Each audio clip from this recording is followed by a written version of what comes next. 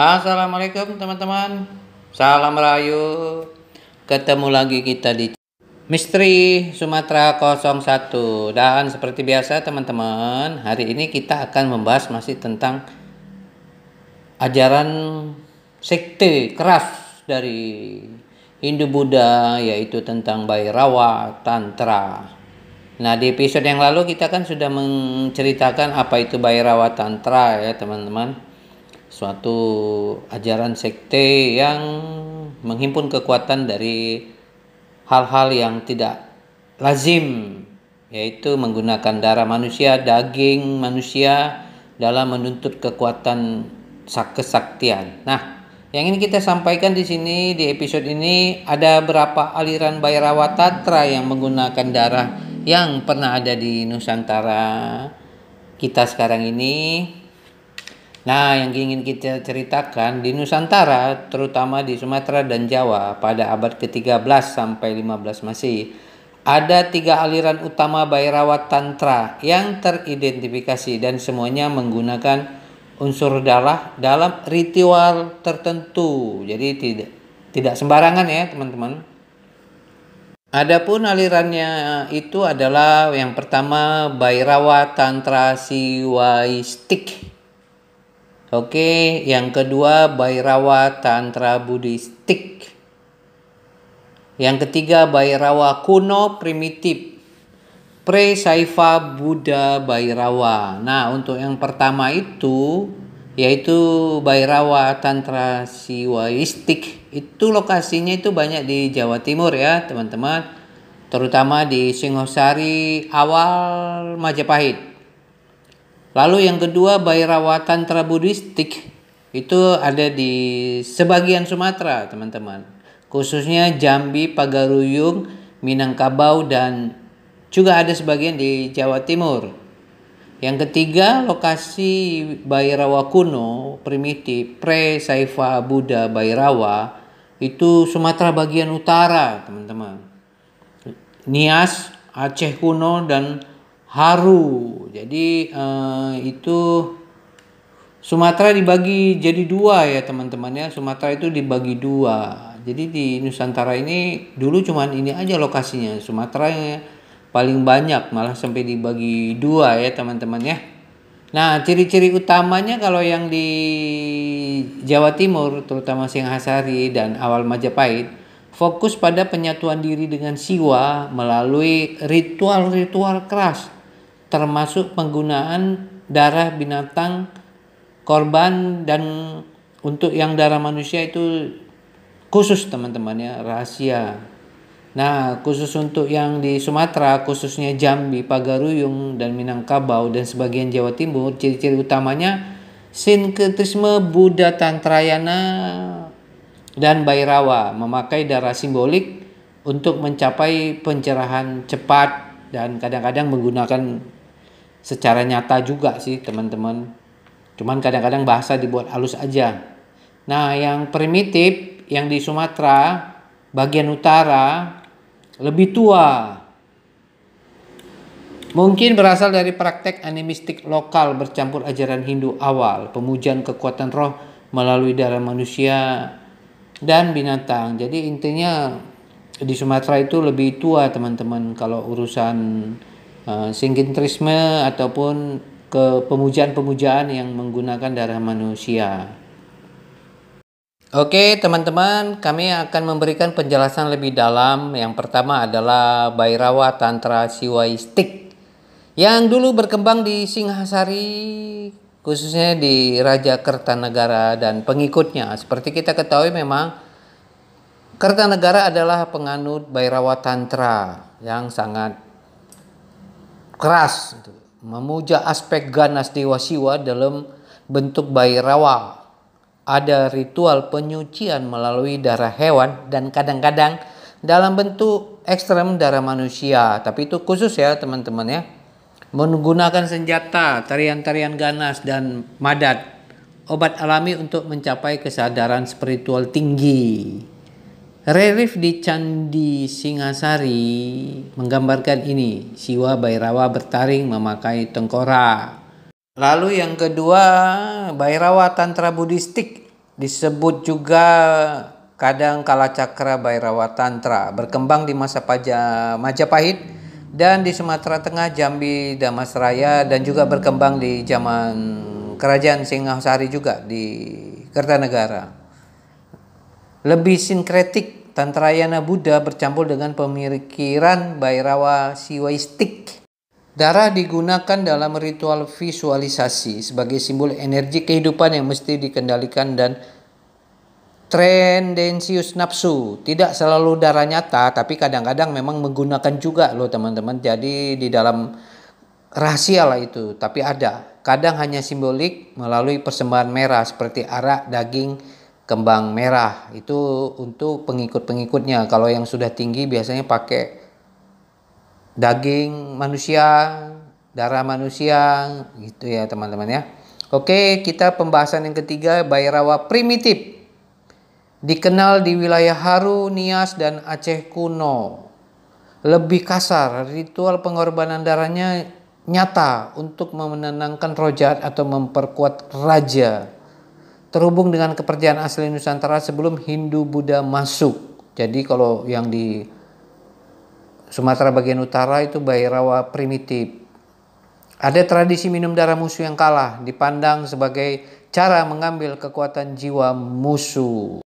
Ada hal yang perlu kami tambahkan. Kertanegara, raja terakhir Singhasari, dikenal memotong tubuh sendiri dalam upacara tantrik, sejenis samadhi darah untuk menyatukan diri dengan siwa Bhairawa. Arca Bhairawa Padang Roco menggambarkan Raja Adityawarman atau keturunannya sebagai Dewa Bhairawa, membawa belati dan tengkorak manusia. Ini contoh ajaran Bhairawa yang paling brutal di Nusantara.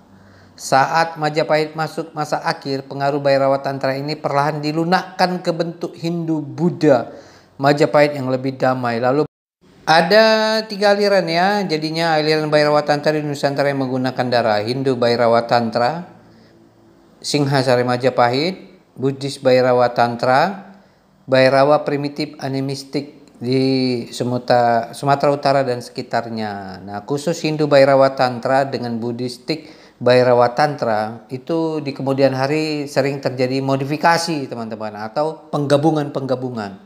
Masing-masing berbeda cara dan intensitas penggunaan darah dari sekedar lambang sampai ritual nyata yang ekstrem. Oke teman-teman, kita akan susun dulu memberikan perkembangan aliran Bhairawa di Nusantara. Oke ya, biar kami ceritakan dulu ya teman-teman, dari mana, kenapa bisa terjadi ada di Nusantara. Yang pertama adalah asal-usul Bhairawa Tantra. Asal usulnya itu Bhairawa Tantra itu India Timur, Benggala, Bihar, Odisha. Itu kira-kira masuknya pertama-pertama itu abad ke-7 dan abad ke-9 Masehi di Nusantara ya. Muncul dari sinkretrisme Saiva dan Vajrayana Buddhisme. Dan juga lalu dari Nepal dan Tibet. Nah, Nepal Tibet ini masuknya itu di abad 8 sampai 10 Masehi. Jadi sebenarnya sudah 1000 tahun. Muncul ajaran Kala Cakra Tantra, Heruka Tantra, Cakra Rasamfra Tantra. Nah, itu dia dulu ya teman-teman. Jadi masuknya dulu ke Nusantara itu dari India Timur abad ke-7-9, lalu Nepal dan Tibet abad 8, 9 sampai 10. Lalu masuk dari Nusantara itu kemana saja dan dari mana? Jalur masuk melalui Sriwijaya, Sumatera Selatan abad 8, 9, 10 dibawa oleh biksu pelancong dan guru tantrik dari India dan Sri Lanka. Lalu dari Sriwijaya ke Jawa Timur. Jadi masuk Jawa Timur itu abad 11, 13 Masehi melalui hubungan dinasti dan pelatihan para bangsawan dan pendeta Buddha ya, pendeta Buddha Hindu lah. Pecahan besar aliran Bhairawa di Nusantara. Bhairawa Tantra Heruka itu alirannya adanya di Sumatera Utara, Padang Lawas, Barus, Panai. Ciri-ciri utamanya lebih fokus meditasi internal, simbol simbolik, bukan literal, tapi kadang-kadang ada juga sekali-sekali tapi tidak terlalu vulgar. Candi-candi bergaya Tibet dan India Selatan. Oke ya, kalau teman-teman ke Padang Lawas, Barus dan Panai itu pasti ketemu teman-teman. Itu Padang Lawas itu Sumatera Utara itu kira-kira 15 jam lah dari kota Medan. Kalau dari Pekanbaru 10 jam. Oke, lanjut. Bhairawa Tantra Kalacaraka Politik, ini dia. Jawa Timur, Singhasari, Majapahit awal-awal. Ini agak berbeda dari yang lainnya. Ciri-ciri utamanya pesta sakral literal, darah, seks, dan daging manusia. Digunakan untuk kekuasaan politik dan pengesahan raja dewa. Kental unsur lokal autoresia. Nah, yang dari Singhasari ini biasa sangat dikenal adalah Bhairawa Tantra Kalacaraka Politik ala Kertanegara. Iya, karena ini ada unsur modifikasi yang dilakukan oleh Kertanegara sebagai Raja Singhasari. Oke, yang lanjut yang ketiga Bhairawa Tantra Bali kuno. Itu di Bali ditransformasikan menjadi Siddhata Bali. Unsur darah seks dipurifikasi dalam bentuk upacara air, tari-tari sakral. Oke ya. Bhairawa sinkretik Muslim Aceh Melayu. Setelah Islamisasi, sebagian unsur Bhairawa diserap dalam tarekat-tarekat awal seperti Satriyah. Seksualitas dan darah ditransformasikan menjadi simbol tasawuf fana. Nah, ini nanti kita akan bahas secara spesifik ya. Jadi teman-teman, aliran Bhairawa ini sangat fleksibel sekali. Di kemudian hari dia bisa berubah bentuk dengan modifikasi sesuai agama yang berkembang di kemudian hari. Oke, kita lanjut ya. Poin utama ingin kami sampaikan bahwa kawasan di Padang Lawas, Bhairawa untuk mistisme murni, sedikit sekali pesta. Sementara di Jawa, Singhasari, khususnya di wilayah Jawa Timur ya, Bhairawa untuk kekuatan politik dengan pesta seks sakral lokal. Itu sangat terkenal sekali teman-teman. Jadi Bhairawa Tantra Kalacakra ala Kertanegara Singhasari ini sangat terkenal dengan pesta seksnya dan juga makan daging manusia dan darah manusia. Itu sudah menjadi cerita rakyat berabad-abad. Oke, yang Bali, Bhairawa disuling menjadi ritual air dan tarian, bukan seks ritual. Lalu di Melayu Aceh, Bhairawa unsur gaib diambil lalu dikemas dalam tasawuf. Nanti kita akan bahas khusus ya yang begitu ya teman-teman. Jadi kesimpulan besarnya Bhairawa Tantra di Nusantara ini tidak seragam. Tergantung lokasi, tujuan, adaptasi budaya lokal sangat berperan dan kebutuhan politik spiritual setempat. Jadi Bhairawa Tantra ini bisa di kotak-katik lah teman-teman, bisa dimodifikasi sesuai dengan kebutuhan. Ya ngeri-ngeri sedap juga teman-teman. Tapi di zaman dulu ini sangat dibutuhkan ya teman-temannya. Ini yang urusan Bhairawa Tantra itu kekuatan politik, magis, segala bentuk kekuatan ilmu-ilmu gaib dulu sangat dibutuhkan. Oke lanjut. Ada jalur mistik murni Padang Lawas vs jalur politik sinkretisme Jawa kuno. Itu yang perlu kita gambarkan dulu ya teman-teman.